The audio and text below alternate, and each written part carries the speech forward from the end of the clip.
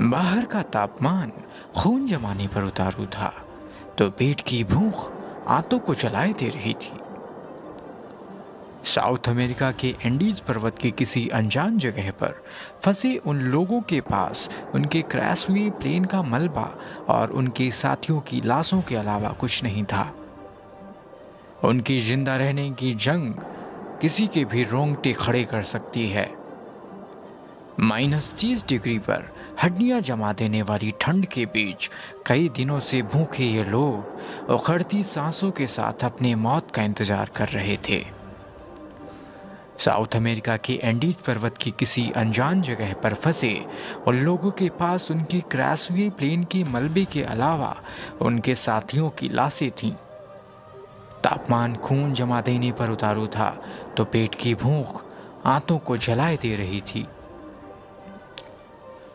आखिरकार उन्होंने सभ्यता और इंसानियत का भारी लिबास उतार कर अलग रख दिया।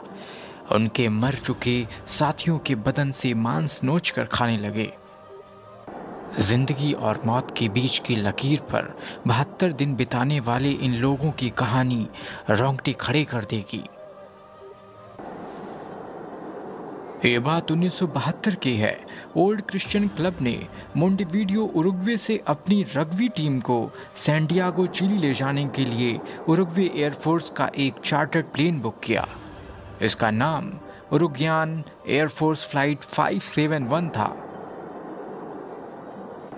12 अक्टूबर को ट्विन इंजन वाले फेयरचाइल्ड टर्बोपॉप ने कोरास्को अंतर्राष्ट्रीय हवाई अड्डे से उड़ान भरी, जिसमें 5 चालक दल के साथ 40 यात्री थे। क्लब के सदस्यों के अलावा दोस्तों, परिवार और अन्य लोगों को भी विमान में जगह दी गई ताकि प्लेन बुकिंग की लागत निकाली जा सके। खराब मौसम के चलते उन्हें अर्जेंटीना में रुकना पड़ा। अब नए रूट से चिली पहुंचने के लिए एंडीज पहाड़ी को पार करना था। चेयरफाइल्ड को लगभग 22,500 फीट पर उड़ान भरनी थी। इसलिए पायलट्स ने प्लांचोन के पास के दक्षिण से एक कोर्स तैयार किया, जहां से विमान सुरक्षित रूप से एंडीज पर्वत श्रृंखला को पार कर सके। टेक ऑफ के लगभग 1 घंटे बाद पायलट ने एयर कंट्रोल को सूचित किया कि वह दर्जे के ऊपर से उड़ रहा है, और उसके तुरंत बाद उसने रेडियो से कहा कि वह सैंटियागो से लगभग 110 मील दक्षिण में क्यूरियो चिली पहुंच गया है। असल में पायलट ने अपने विमान की स्थिति का गलत अंदाजा लगाया था। ये एक गलती जल्द ही पूरे क्रू को बहुत भारी पड़ने वाली थी। विमान अभी भी एंडीज में ही था। पायलट की गलती से अनजान एयर कंट्रोल ने उन्हें लैंडिंग के लिए अपनी ऊंचाई घटाने के लिए कहा। इसके बाद चिली एयर कंट्रोल का संपर्क विमान से टूट गया। फेयरचाइल्ड अपने 45 यात्रियों के साथ एंडीज में खो चुका था। ऊंचाई कम करते ही विमान पहाड़ियों की हद में आ गया। पहले विमान का दायां पर पहाड़ी से टकराया और फिर क्रैश होने से पहले बायां पर भी टूट गया। ये क्रैश इतना जबरदस्त था कि 12 लोगों की मौके पर ही मौत हो गई। जिंदा बचे 33 लोग अब 11,500 फीट की ऊंचाई पर थे और वहां का तापमान 30 डिग्री सेल्सियस था। दूसरी ओर एयर कंट्रोल ने विमान की तलाश शुरू की, मगर वो जल्द ही समझ गए कि प्लेन की लास्ट लोकेशन गलत थी। रेस्क्यू ऑपरेशन एंडीज की तरफ मोड़ दिए गए, मगर बर्फ से ढके दर्रों में सफ़ेद प्लेन को देख पाना बहुत मुश्किल था। इसके अलावा रेस्क्यू टीम ने भी जल्द ही मान लिया, ऐसी परिस्थितियों में कोई जिंदा नहीं बच सकता। 8 दिनों के सर्च ऑपरेशन के बाद रेस्क्यू टीम वापस लौट गई।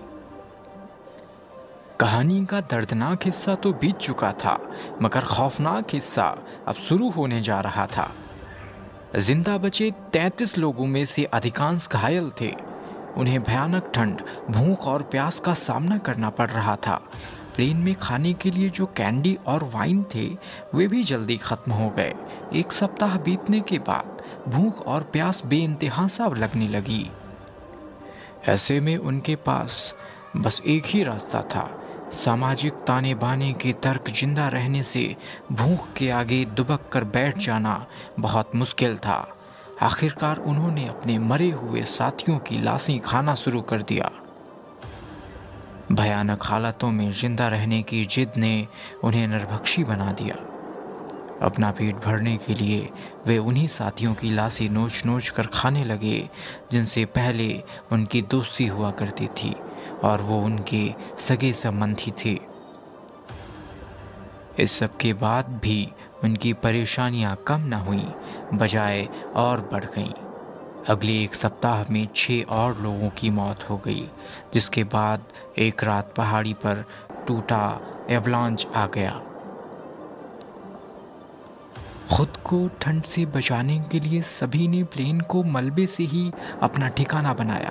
एवलांच ने प्लेन के मलबे को बर्फ से ढक दिया। जो भाग नहीं सके वे मर गए। एवलांच में 8 और लोगों की जान चली गई।